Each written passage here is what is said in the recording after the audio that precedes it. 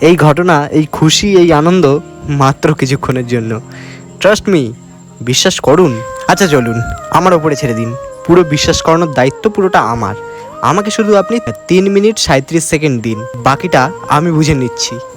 কাকা যাবে স্টেশন? চলুন বাকি ঘটনা যেতে যেতে বলছি। কাকা চলো।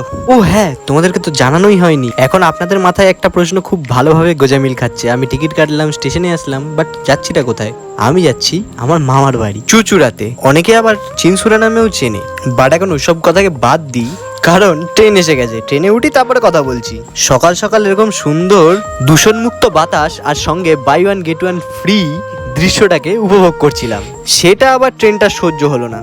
ট্রেনটা ঠিক এসে থামলো গন্তব্য স্টেশনে। তো গন্তব্য স্টেশনে যখন এসেই গেছে, তাই আমাকেও নামতে হলো। কিছুটা পথ পায়ে হাঁটার পর দেখতে পেলাম এনারা যাচ্ছেন। প্রথম দেখাতে মনে হলো যে এনারা ওখানেই